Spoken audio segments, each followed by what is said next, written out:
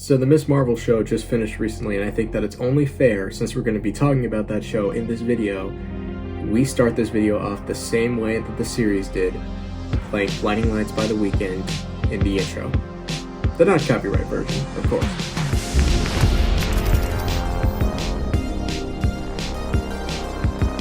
Hey guys, what's going on? Chappy Liftall here with another video for you guys, and today, for the first time in about 11 months, I am back with a ranking video. And if you see the title for this video, y'all will probably already know why. Today we're ranking all of the MCU TV series. Now the reason this is a ranking video is because there's only 7 MCU shows in total. If there were more of them, or if we were including all the other Marvel spin-offs, then there would probably be a tier list. As it is, there's only 7 shows, so we're just doing a regular ranking video, and theoretically, it shouldn't take too long. A couple things I want to get out of the way is, first off, I keep forgetting to say this in past videos, but if you haven't seen all of the MCU shows from WandaVision to Miss Marvel, a spoiler warning is now in effect. If you've already seen them all, or if you don't care for spoilers, then you're fine. Another thing I want to clarify is that, as always, this is based on personal opinion. This is based on whether or not I like it. This is not based on what the people think. And I just point that out because some of these shows are going to be a little bit controversial, as is every other tier list I make. But I just want to clarify that this is personal ranking, not based on the public. Just wanted to clarify all of that. So without further ado, let's go into the ranking. So like I said, there's only 7 MCU shows that we're ranking. And starting it off strong is the one that started it all at the bottom of the list. Number 7 is WandaVision. Now I want to clarify a couple of things. I like Wanda. Her character is really interesting as kind of this hero slash anti-hero of the Marvel Cinematic Universe. And dare I say, she is probably the strongest Avenger we have ever gotten. Is he though? Yes, Thor. She is. I also like Vision. I thought it was really cool, and I also thought it was really cool how Jarvis became Vision, and how Vision and Wanda managed to have a relationship together, and I thought that was really cool. And like everyone else, I was so sad when Vision died in Infinity War. And I like how this show kind of expands upon their relationship. However, I'm going to start and say I don't like this show, and I'm going to tell you why. As much as I like these two characters and that this show kind of talks about the relationship, I don't like a majority of the settings for this show. I don't like how it's all put into a TV era style hex world, and it kind of frustrates me a little bit. I like how Marvel was able to make the past eras of TV shows a reality in this show, and they did a really good job with doing it. I just don't like that for Marvel. Like I said, I think it's clever how they did it, but at the same time, it kind of peeves me a little bit. Another thing that I don't like is that, there's no redeeming quality for Wanda. I'm not trying to be unsympathetic. I understand the point where she's at, and I understand that, she made the world so that she could have a life with Vision, which was cut short by Thanos, and that she wants to spend more time with her kids. But at the end, she's still upset about it. The whole world, the whole series is her trying to keep the world alive and just finding it really hard to move on. By the end, when everyone snaps back to reality, oh, there goes gravity. She's using the Darkhold to try to find her kids. And it's not much of a redeeming quality. She becomes a Scarlet Witch, which is awesome, but so what? Scarlet Witch is a hero. This ain't a hero. Cons aside, there are some things that I do really like about it. I like that we get Wanda's backstory, and I like how she gets the inspiration for making the TV era style hex world. I do like all of that. But at the same time, this show just isn't for me. Certain aspects I like, but overall, it's not the most appealing show for me. So that's why WandaVision is at number 7. Next up on number 6 is not also a show that didn't totally entertain me, but one that I also thought was pretty captivating. Number 6 is Loki. Now, first off, I'm just gonna say one of my favorite things about this series was Owen Wilson being a character in the show. I grew up with the Cars movies, so I'm basically I grew up with Owen Wilson's voice pretty much, and to see him become a character in a Marvel series is so fun, and I love how he just plays such a funny, quirky, loving character especially toward Loki. He's so awesome. And I also really like the premise for it. Loki disappeared in Endgame, and we want to know what happened to him. So I think the TV show does a good job on explaining where he is and what he's up to. That being said, there are a couple things I'm not a fan of. For instance, some of the TVA settings are a little bit of a pet peeve for me. Like, for some reason, the Southern clock, like, that somehow makes sense. Also, I think this is probably the main reason why I wasn't, like, super excited for it. But I'm not part of the Loki fan club. I like Loki's character, but I'm just not super obsessed with Loki, which is why I was a little bit underhyped for the show. That being said, I think it was still captivating, and a lot of things about it were really, really good. Sylvie is an interesting character. I like how I finally get Kang the Conqueror, and yes, that's his name. I'm not saying it's as bad as WandaVision, because it is a pretty decent show. I'm just saying that I'm not totally a fan of it. But it is captivating, so I will give it that. So Loki is at number 6. Number 5, this one has definitely been a polarizing one, and I think it is kind of just in why it is polarizing. Number 5 is The Falcon and the Winter Soldier. Now, this show, I was definitely really excited for it because the way the Endgame ended with Cap, or Steve, I should say, handing off the mantle of Captain America to Sam. And I like how the show kind of explores Sam kind of working up to picking up the mantle of Captain America. He's hesitant at first, rightfully so. It's such a big burden. And I like how the show explores that. And the dynamic with Sam and Bucky as they're working this out is really, really awesome. And I love how they bicker a lot. Just watching them interact with each other is so hilarious and so fun. And there are a lot of things about it that I really, really do like. And as a Captain America fan, I definitely have a special appreciation for the show. However, there are a few things that don't quite make it the best show for me. I will say, at the time when it was just these 3 films, The Falcon, the Winter Soldier, Loki, and WandaVision, The Falcon, the Winter Soldier was my favorite. But nowadays, because there are other ones that I like better, this one's kind of lower for me, and I'm going to explain why. So, first off, I don't totally like the character of John Walker. I think he's a little bit of an interesting character, and his motives that he has are interesting. He wasn't totally the best character. I think Wyatt Russell did a really good job playing him. I'm just not a huge fan of the character. I do like how it presents a third party to Captain America, though, because you have Sam, who was given the mantle of Captain America, you have Bucky, who's Captain America in the comics, and then you have John Walker, who is appointed the new Captain America. So I do like that, but at the same time, not a huge fan of the character. Also, this peeves me so much, but Agent 13 as a bad guy annoyed me so much because I loved that character in Civil War because that was more of one that we got to like. So it kind of peeves me that she's a bad guy, and I guess that's one of the reasons why I don't like about it. Also, the main thing is the writing. We watched the first episode, my family and I, and at the end we were talking about it, and my mom said that she could write the whole story for that episode and it would sound much better, and that is completely true. And so the writing is definitely like hit or miss on the show. That being said, it is still a decent show. I like it better than Loki and WandaVision, so that's gotta count for something, right? So, number 5 is Falcon Winter Soldier. Or should I say Captain America and the Winter Soldier at this point. Yeah, whatever. Number 4, this one, I've heard a few people that don't necessarily like this one, but my family and I personally like it. Number 4 is Hawkeye.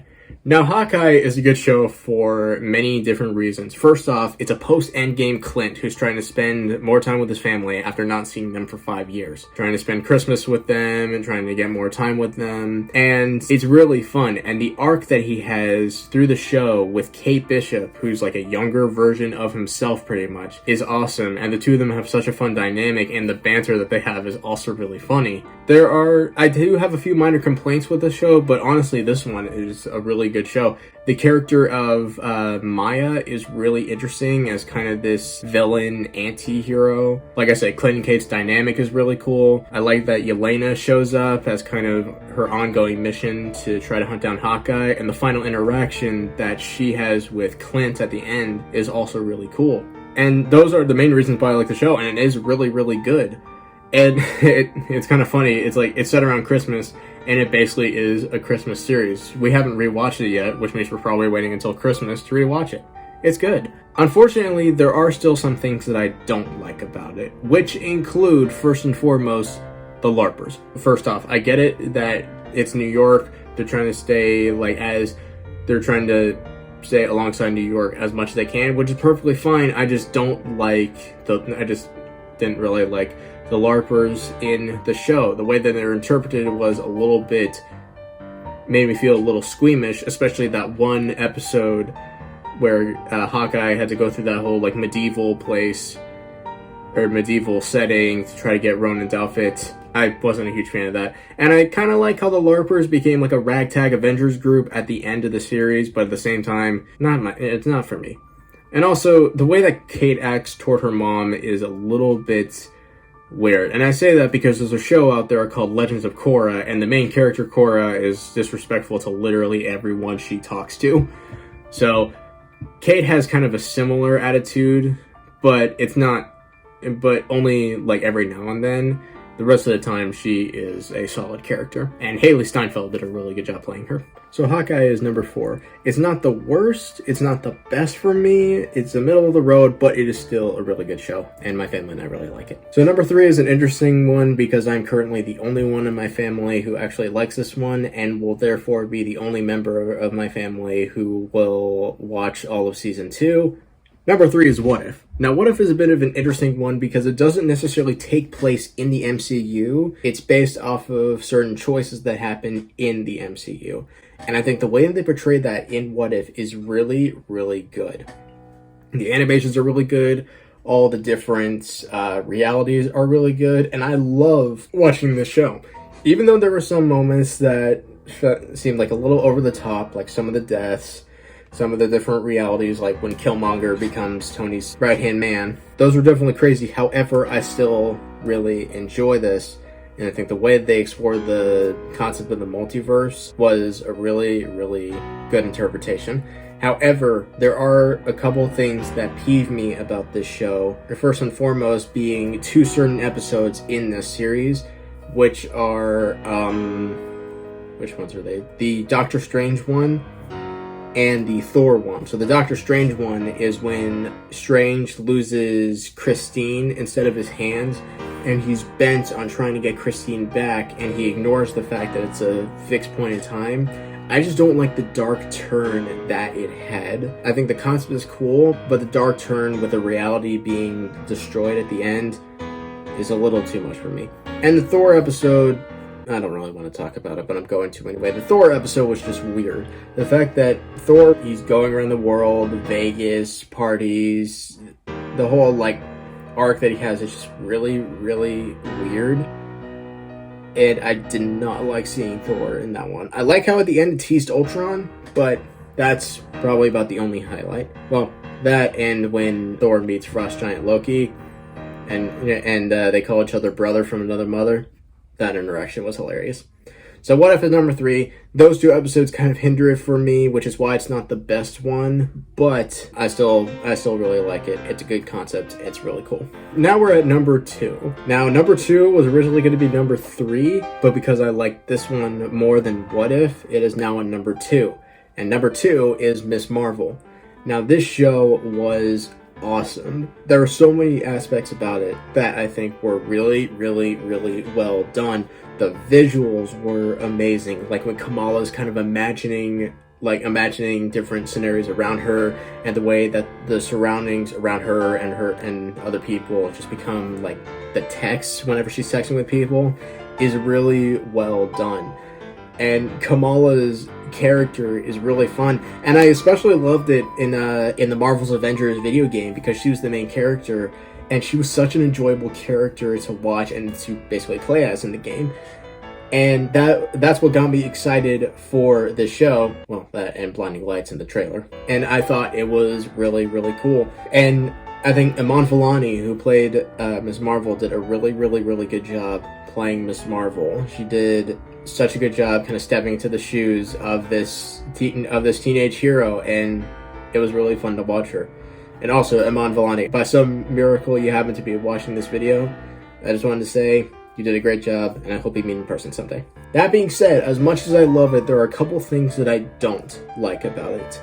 And this is also collective from my family. So what I don't like is Kamala and her mom pretty much always arguing, Kamala being the rebellious teenager, and the Muslim belief. What I will say is the way that they portrayed that in Marvel is really, in Marvel in general, is really cool. The way that we get to see that in the show is I think is really well done. It kind of makes you feel, almost kind of makes you feel like you're immersed into it. I'm just not a fan of it because of my own religious viewpoints. That being said, I still think it's interpreted well. Also, the first episode, it made me so squeamish. I like that it's an introduction for Miss Marvel's character. I just hated the episode. It just made me squirm a bunch. But those problems aside, Miss Marvel was still a really fun show to watch. So Miss Marvel is at number 2. Now number 1 is one that caught me by surprise, and I originally wanted to put Miss Marvel above this, but based on the enjoyment factor, this one is at number 1. And number 1 is Moon Knight. Like I said, this one caught me by surprise, and I was a little skeptical about it at first because I had never heard of Moon Knight, and I wasn't sure what they were going to do with this character. What they did was knock it out of the park. It was so fun to watch, and I have little to no complaints about this show. Oscar Isaac did a really good job with the dual performance of Mark Spector and Stephen Grant, and the character of Moon Knight that we get to explore with like the whole dissociative identity disorder, I thought was really, really well done. I thought this show was so good. The visuals, the plot, the acting, it was so fun to watch. And I love the banter. I love the dynamic between Mark and Steven and the banter that they have. This scene especially is what really sold it for me. Somehow Palpatine returned. No, sorry, not this one. This one. Don't know. She said I needed a suit. Yeah, the ceremonial armor from Concha's temple, not Psycho Colonel Sanders. Sharp, though. All right. See what I mean? You can't get much funnier than that. It was such a fun show to watch. The only complaint I have with it is kind of the same one that I had from Miss Marvel, which was the religious beliefs, the whole like trusting and serving Egyptian gods. The way that they're portrayed in Moon Knight is cool. I do like how it's portrayed. But otherwise, again, as someone with my own religious viewpoints, it made me a little squeamish. But at the same time, I thought it was interpreted well, just like it was in Miss Marvel. So Moon Knight, number 1, it is such a good show. So that is all the MCU shows ranked. Assuming all of you guys haven't left me yet, I hope you enjoyed this ranking. If you did, be sure to leave a like and subscribe if you haven't already. Click the bell so you get notified of future videos, and share this video around to someone who you think might be interested in how I rank all these Marvel shows. And while you're around, drop down to the comment section. Let me know what was your most favorite, least favorite show. I won't judge. I love hearing y'all's opinion. It's the main reason why I do these rankings and tier lists. Project-wise, I did find another project that I'm working on, and hopefully I will be able to showcase it soon. The only problem is I'm starting college in a month, so I might be a little busy with getting ready for that. And once I start college, I'm definitely going to be busy. So video uploading is probably going to be dialed back a little bit, but I will post a video before that happens just to give a status update. But in the meantime, I'm working on projects, and hopefully I will have one ready for y'all soon. So stay subscribed for that. Until next time, I'm Chappie Lipdahl, and I'll see you guys in the next video.